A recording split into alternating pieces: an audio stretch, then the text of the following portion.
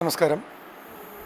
കേരളത്തിലെ ദൃശ്യമാധ്യമങ്ങൾ കഴിഞ്ഞ 4 മാസമായി വളരെ വ്യാപകമായി ധർമ്മസ്ഥലയുമായി ബന്ധപ്പെട്ട് ആ ക്ഷേത്രത്തിൻ്റെ പിന്നാമ്പുറങ്ങളിൽ ക്ഷേത്രത്തിൻ്റെ ഭരണാധികാരികളുടെ നേതൃത്വത്തിൽ 100 കണക്കിന് യുവതികളെ കൊലപ്പെടുത്തി കുഴിച്ചിട്ടുണ്ട് എന്നുള്ള രീതിയിൽ അവിടുത്തെ ശുചീകരണ തൊഴിലാളി എന്ന് പറഞ്ഞുകൊണ്ട് ഒരു വ്യക്തി മുന്നോട്ട് വരികയും അങ്ങനെ അത് കേരളത്തിലെ ചാനലുകൾ ഏറ്റെടുക്കുകയും അതിൻ്റെ അടിസ്ഥാനത്തിൽ വ്യാപകമായിട്ടുള്ള പ്രതിഷേധം ഉയർന്നതിൻ്റെ അടിസ്ഥാനത്തിൽ SAT കർണാടക സ്റ്റേറ്റ് ഗവൺമെൻറ് ഒരു അന്വേഷണ സംഘത്തെ നിയോഗിക്കുകയും കഴിഞ്ഞ 3 ആഴ്ചയായി ഈ പറയുന്ന ശുചീകരണ തൊഴിലാളികളുടെയും ബാക്കിയുള്ള ആൾക്കാരുടെയും നിർദ്ദേശപ്രകാരം 13ഓളം സ്ഥലത്ത് കഴിഞ്ഞ 3 ആഴ്ചയായി റഡാറിൻ്റെയും മറ്റും ആധുനിക സാങ്കേതിക വിദ്യയോടുകൂടി അവിടെ കുഴിച്ചെടുക്കൽ നടക്കുകയുണ്ടായി.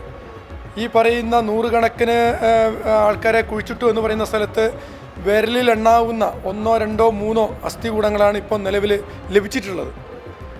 അപ്പോൾ ഇതിൻ്റെ പിന്നാമ്പുറങ്ങളിൽ ഈ പറയുന്ന തരത്തിൽ വലിയ രീതിയിലുള്ള അസ്ഥികൂടങ്ങൾ ലഭിച്ചിട്ടില്ല എന്ന് മാത്രമല്ല, ഈ പറയുന്ന ആൾക്കാരുടെ ചിന്താഗതികൾ ഒരു ക്ഷേത്രത്തെ നശിപ്പിക്കുകയും അതിലൂടെ കാസർഗോഡ് ജില്ലയടക്കം ദക്ഷിണ കർണാടകയിലും അതേപോലെ ഉത്തര കേരളത്തിലും നിരവധി ക്ഷേത്രങ്ങൾക്കും വിദ്യാഭ്യാസ സ്ഥാപനങ്ങൾക്കും ഹിന്ദു സമുദായങ്ങൾക്കും നിരവധി ആനുകൂല്യങ്ങൾ നൽകി വരുന്ന ഒരു ക്ഷേത്രത്തെ നശിപ്പിക്കുക എന്നുള്ള രീതിയിലേക്ക് ഇതിനെ കൊണ്ടുപോകുന്നുണ്ട് എന്നുള്ളതിൽ യാതൊരു സംശയവുമില്ല.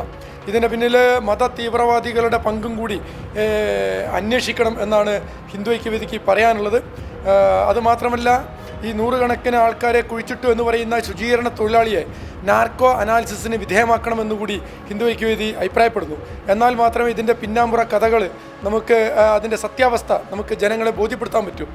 പല ചാനലിലും വരുന്നത് ഇവിടെ കാസർഗോഡ് ജില്ലയിലെ പല സ്ഥലത്തുള്ള ആൾക്കാരെ സംഘടിപ്പിച്ചുകൊണ്ട് അവിടെ വ്യാപകമായി ഹിന്ദു പെൺകുട്ടികളെ തട്ടിക്കൊണ്ടുപോകുന്ന തരത്തിൽ ഒരു ചാനൽ ചർച്ച, ചാനലിൽ ഒരു ബൈറ്റ് കൊടുക്കുന്ന രീതിയിലേക്ക് വരുന്നുണ്ട്.